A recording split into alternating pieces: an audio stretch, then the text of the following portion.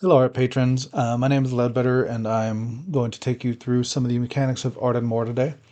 This is coming up on 1 year anniversary of the release of Art and More on Catalog for the Playdate, and I'm super excited to show off some of the things that I really haven't heard people talking about much.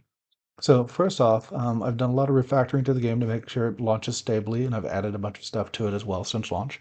So we're always going to hop into this room when we start the game. The game itself is an open world art gallery slash museum environment, and I really built it to have a sense of place. As such, as you go throughout the game, it's going to save the most recent place that you were in. So anytime you hop in through this little broken crack in the frame here, it's going to take you to where you last were. Now, this is a fresh start to this game right now, so you can see there's a line. So I guess mild spoilers. There's a line to get in, and I can't get through there. This is actually inspired by a trip to the Louvre that I had when I was in high school, where our tour guide saw the big line looking to get in and didn't want us to have to wait, so he gave us a little local pro tip: go through the gift shop. The gift shop in that case was located underground, so is this one. So I can crank with the elevator all the way down into the gift shop here. Now to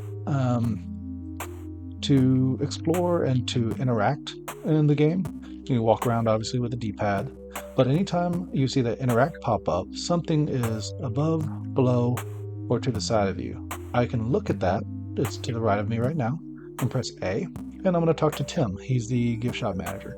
He is where I can come to purchase any of the gift shop things that I unlock along the way. As you can see, he's sold out right now. If I want to see any of the things I unlock, those are all going to be in here. But I'm going to have to check back later because I just started up. Now, over on this bottom left, you'll see a little bit of a map. You'll see that at each different level of the gallery, there's a little plinth that shows where you are, and that little blinking dot is your actual location. We're in the gift shop below the full gallery. Another little tidbit that a lot of people don't necessarily talk about is the bookcases. As you can see, this one is pretty static. There's nothing going on with it. But this one has a little blinking book. If I interact with that, this is going to give me a little bit about Art 7, which is the first game in this series. And I'll let you go through all that. But you can keep an eye out on the bookshelves and look for that little blinking light to get little tidbits and different stories all throughout the game. This is an art token. So when I pick that up, I have gotten some money. How else do you think you would buy stuff from the gift shop? I will cover more of that in just a moment. I'm going to go upstairs by use of the crank elevator. And you can see we're in the foyer of the gallery now. Here's the plinth for the first floor. The attendant, I need to talk to him to actually do anything. You can see if I go outside, can't do anything. There's still a line out there. My way is blocked by the velvet rope. Anytime you see an arrow like this on a wall, you can hit up and you'll go in to see the artwork. Now, this piece in particular is one of my favorites. It is randomly generated every time that you enter. Statistically speaking, you will never ever see the same version of this artwork ever in your lifetime. I can interact with these spectacles to get a little information about the art piece. Some contributors had a lot to say, some did not, but whatever they did, it's in there. And you'll see this little anomaly right here. It's going to make a little bloop sound when I collect it, and I go to the little door icon to exit. Now, very importantly, I need to talk to the attendant. He is going to tell me a lot of the information that I'm about to tell you. So let me pass that. You can go through it at your leisure. But once I've talked to him, I can go through the rope. Some other tidbits, you can see more tokens to collect. These will respawn if you leave and then come back to the game. You'll see more. A lot of things will respawn, like the anomalies. This game has a pretty unlimited economy. It's there to just really give you a little friction, but also something to do as you move throughout the thing. Here is a patron. I can look at them and hit A. Jules, he's kind of a tool, so he will comment on the artwork. And over here is the curator bear. This is me. This is me, my representation in the gallery. Curator bear is going to have some things to talk about as you go throughout the gallery. So I'm going to let you go through everything he's got to say here. And when I leave this room after talking to the curator bear and come back, he's gone. He has moved on to his next spot. He has a fixed track that he'll go through to discuss different things throughout the gallery, and I definitely suggest talking to him whenever you get the chance. There he is. Now, if I go over to all these little signposts, you can see I can interact and it'll tell me what it is. Those are to help guide you throughout the museum. And I'm going to use the term museum and gallery pretty liberally through here. I consider them more or less one and the same. I'm really just describing the Art and More environment. Over here, you can see the elevator. There are multiple floors to the gallery. As we saw in the gift shop, I can currently access the first 3. There we go. And now I'm going to come back down to the arcade because there's several systems in here that I want to show off. One, we've already talked to people. We've already interacted with characters. I'm going to interact with Bangle. He's our pizza robot. This is Bangle's Pizzaporium, and he is going to give me free pizza at all times. I can carry up to 99 of these, and importantly, the patrons will pay me for them. So if you have pizza in your pocket, any of the patrons is going to ask if they can have some. I'll give some to Jules. He's a nice guy. No, he's not. He's going to throw it in the trash. What a piece of work. So, if I talk to the attendant again, I can see how much money I currently have. I've got 5 tokens. Now, he will also pay me for any of the anomalies that I've cleaned up, any of the bloops. He brought me to 6 because I have 1 from the previous artwork that I looked at. Every single piece of artwork has an anomaly that you will collect if you go in and then leave.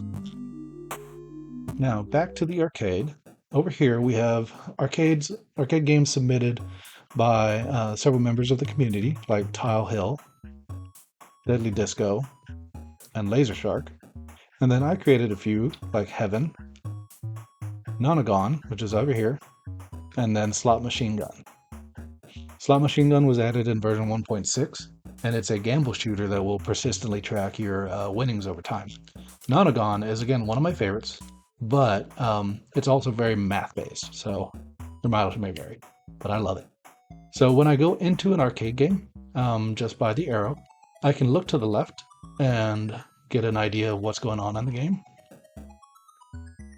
And then, if I actually want to play it, I look up and hit A, and that'll allow me to insert a coin. Now, I only have to have a coin to get into the game. Once I'm in the game, I can play it as much as I want, and it will unlock things in the gift shop based on the games that I've played.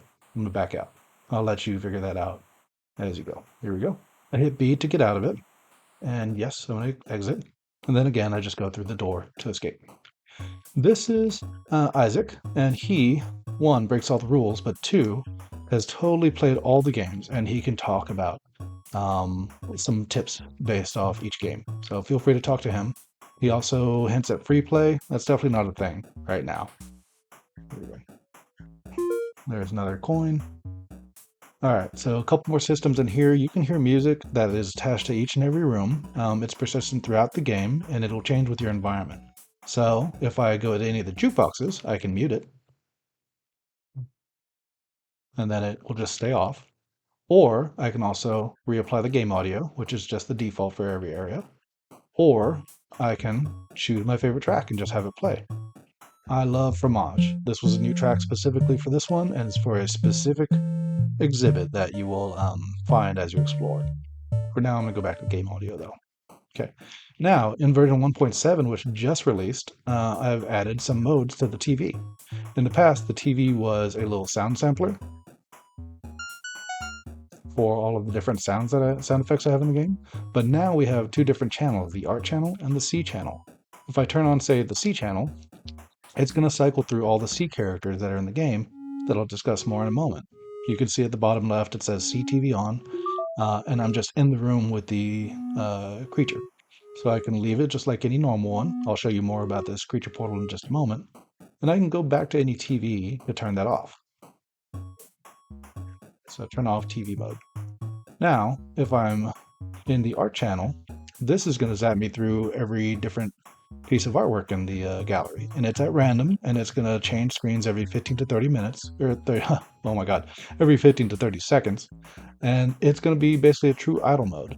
On the Playdate settings, you can actually have while it's powered, so while you're charging, the Playdate screen is staying on, which means you can just set the TV on, put it to charge, and just set it up on the side of your desk and have the game cycle through all the artwork.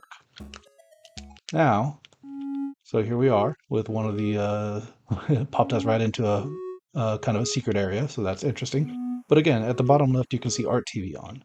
Now, if I want to turn off the TV, I can either go find one, or I can hit B 5 times really quick, and I can access the tilt menu from where I can turn off the TV. Now, I'm basically in the gallery area where this is, and I'm not going to show you where that is, so you can find it yourself. But I can also access that menu even when the channels are not on by hitting B 5 times quickly, and it'll bring up a teleport menu, and I'm going to take us back to the foyer. Spoilers. In the foyer, here's one other little bit.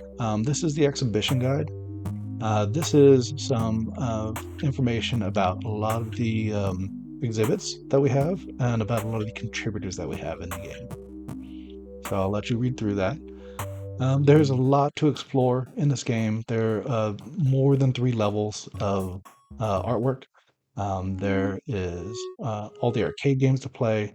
There's maybe some secret things to collect and secret places to go that I'm not going to show.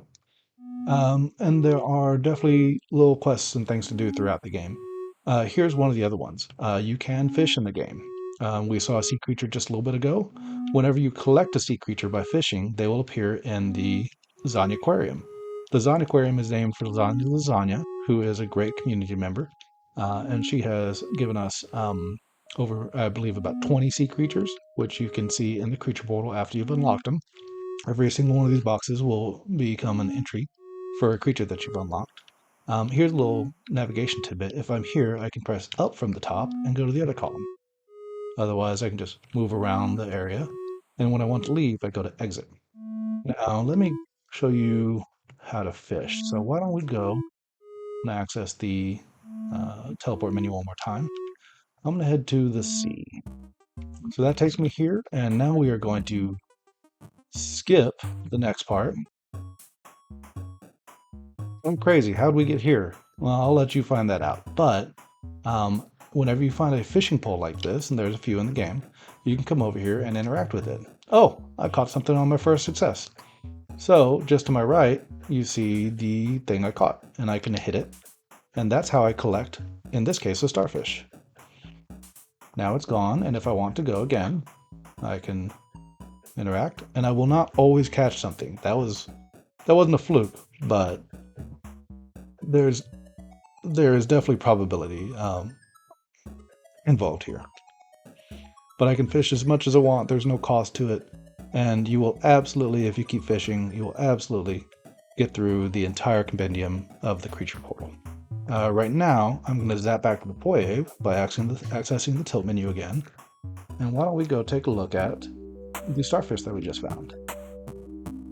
So I'm going through the arcade and up into the Zanya Aquarium. You can see the little fish sign right above the aquarium. Here we go. So now, if you look above Bop, Bop is our character here. You can see the little starfish in the aquarium. That's not all. If I go to the creature portal, there's the starfish. And I can access it just like I can any other piece of art. And I can find out some facts from Zanya about the starfish in particular, collect the anomaly, get out of here, go through the exit, and that's the Zanya Aquarium. Oh, hey, that's something I could collect. I'm not going to do that. Here is one of our final pieces I wanted to cover. This is the movie theater. And putting this together was a lot, but I got it done. And it's one of my favorite parts of the museum. So over here, there is a crank projector. I don't have to interact from here, but it will tell me crank to operate, which means I can sit here and watch the movie and cycle through a series of images with the crank. There are 2 image sequences, 2 different movies that can be played forward or backwards with your crank. And they will either happen in the AM or the PM showings. There is like I said, there's a lot to look at through here. If I ever want to reset my entire progress with the game, I can access it via this bonfire. But I'm not going to reset that right now. This right here is a QR code that you can scan with your phone, and that will take you to an itch page, article that shows where you can download a guidebook for the entire art series, as well as some standalone galleries called Art 2s. Now I'm going to show you one last thing, actually a couple, sorry. I'm going to go through and highly suggest that you buy everything in the gift shop and that you go through the curator bearer and see him all the way through his entire sequence. And then if you just happen to solve whatever is in these clouds and talk to this guy over here, nope, not that guy, the artist though, behind that guy, you come over here and talk to the artist. There's some things you can find that that he's going to have some things to say about. I'll leave that at that. But that free play in the arcade, that seems interesting. One last little secret that I've seen nobody mention yet, but I'm going to take you to, is if we hit the 4th floor. Oh, 4th floor, what? I only saw 3 earlier, crazy. If we hit the 4th floor, you might see another thing that's guarded off by a velvet rope. Well, after you collect enough anomalies, you might see this rope drop, and then daily after that, you'll have a little bit of content if you go through that portal. It's one of my favorite features that I put in the game. I'm not going to discuss it too much because it pertains to another game I'm going to be making in, say, the next year or two here, called Forward, but it's a lot of little excerpts from Forward, little tiny short stories, essentially, little memories. I call it the memory portal. Anyway, let's hop back to the foyer.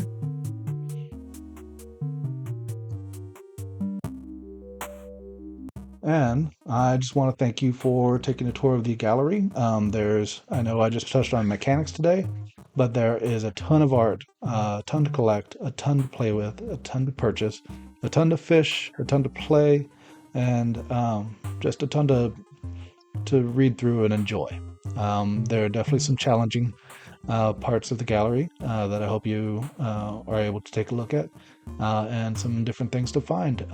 I packed a lot more into this game than previous games. That's why we call it Art and More. So I hope you pick it up and enjoy it at your own leisure, at your own pace. Just have a great time and come back for future entries into this series and other games down the line.